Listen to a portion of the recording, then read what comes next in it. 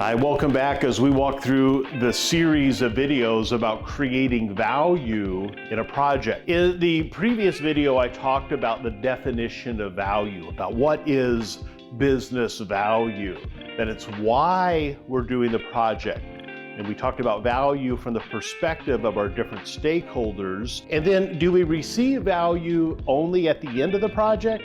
Or are there opportunities for an incremental value like we have in an adaptive like Scrum or XP? Well, let's start at the beginning of a project with initiation.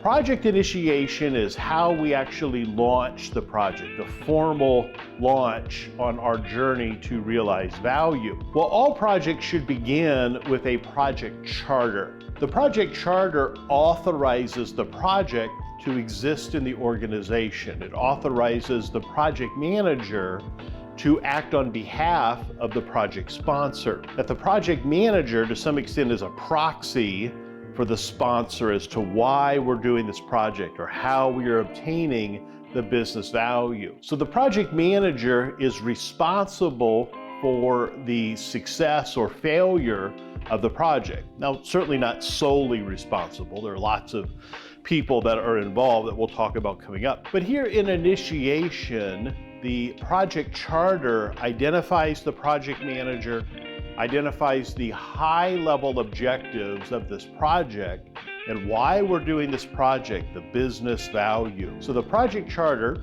written by the project sponsor, allegedly, names the project manager and the level of authority they have over the resources to be used in the project. Now that's a very important concept here, that the person who's writing the project charter, the person who signs the project charter, has to be an individual with enough authority over all of the resources to be utilized in the project. In other words, if you and I are at the same level in the organization, I really can't write a charter that says I'm going to use your resources in my project. That really wouldn't fly. We're at the same level. So we need someone to write the charter that's above you and I in the organization. So that person says that I can use your resources on my project because they're above both of us as far as authority or the hierarchy of the organization. So that's the project sponsor. So the charter defines the PM, why we're doing this, and the resources that I have authority over if I'm the project manager. The next thing that we have here in initiation is to identify our stakeholders.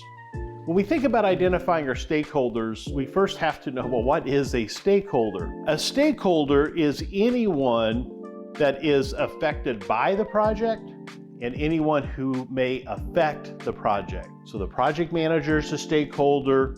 The resources that are on our project, those are stakeholders. The customers, the procurement office, the inspectors, anybody that is involved or affected by this project is a stakeholder. So it's very important early in the project to identify all of the stakeholders, to have a view out there of all of the stakeholders who are affected by this project or who may affect the project. It's really disastrous if we overlook stakeholders. You don't want to get yourself in that situation, which it happens. I've had that happen to me before, where we overlook, we make assumptions about the project. We make assumptions that we've identified all the stakeholders only to later bump up against some stakeholder that has to be involved. They're not going to be very happy that they weren't involved with the project from the beginning. Allow them to plan and coordinate their resources. Then of course that can affect your project as you move forward. So you want to make certain you have a comprehensive look to think about all of the different moving parts of the project and what stakeholders oversee or are those moving parts. So you think about manufacturing or IT or shipping or purchasing or so on. All of those different components need to know about this project as soon as it's relevant, as soon as you can identify them to begin working towards managing that stakeholder relationship. One of the questions that I like to ask when I am identifying stakeholders, when I'm managing a project, is I say, well, who else do you think I should talk to about this project? Because chances are the people that are out here are away from where I am are going to have some insight to other people who are going to be affected by this project or that I need to get involved with. Now, it's not always, they may not always say, well, I can't think of anybody, it's a pretty shallow project. But the bigger the project, the more complex the stakeholder relationships are going to be. The more people are going to be involved. I hesitate to say this because it's going to sound very mean, but the fact of the matter is, the more people that are involved in the project, the more opportunity there is for issues or problems or failure. When more and more people get involved in the project, they bring their perspective, their emotional attachment, their pet projects, their little goals and wishes. They'll try to attach that to what we are aiming to create in the project. So we have to be delicate in how we manage the stakeholder relationship. We have to think about, is this a legitimate stakeholder? Do they have a low or high amount of authority? Are they really interested in what we're doing? Do they have a lot of influence? Are they impacted by what we are doing in this project? So that helps us to create some stakeholder engagement planning. We'll talk about it in another video. But here in initiating, we are interested in just creating a stakeholder register, kind of a phone book, if you will, of all of our stakeholders. And really, I know it's more than a phone book. We are identifying the stakeholders and their contact information, but also what are their concerns about the project? Where do they see value in the project? How do they want updates from us? How do they want to communicate with us in the project? What are the things that they're most concerned with? When will they be involved in the project? How do we communicate to them about when their involvement may be? We don't want to surprise them and say, okay, on Monday you have to come to this meeting.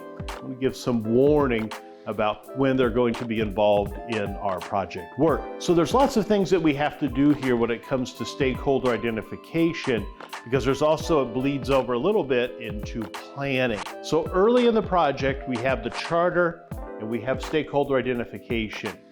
Then what we have that really kind of spans a little bit between initiation and planning, we need to have a kickoff meeting. Now, I'm a big fan for every project to have a kickoff meeting, even if it's very short for a small project. But generally in the kickoff meeting, you want your key stakeholders, the people that have the most influence and involvement in the project, to be there. You want the project sponsor to be there. And of course, you and your team are key stakeholders. And in this meeting, the sponsor should introduce you if people don't know you, and what your role may be, what the expectations of the project are, and then you'll go over what we are aiming to create, what value are we creating from a high level perspective. This isn't the very detailed requirements documentation here. It's at a high level of what that desired future state may be. You may have a general timeline, maybe a lot of flex in that timeline, but a general timeline of what we're aiming to create in the project. So the kickoff meeting really is an introduction. It sets the stage for the work that we are about to do, the value the organization will receive for doing the work, a timeline of how we're going to get to that desired future state. It just sets expectations for everyone involved. So that's project initiation. Charter, identify stakeholders, having a kickoff meeting, which really kind of spans over a little bit into our planning that I'll talk about in another video coming up. If you'd like to learn more about project management, I encourage you to hop out to my site, instructing.com, where I have lots of classes on how to become a great project manager. So if you're just starting off in your career, I have a course on real-world project management, how to actually get in and do project management. And then of course I have several classes on the PMP certification, the CAPM, the PMI ACP, CompTIA's Project Plus. This is what I do, that I write and teach project management. So thank you for your time and attention. I'll see you in future videos. Keep moving forward.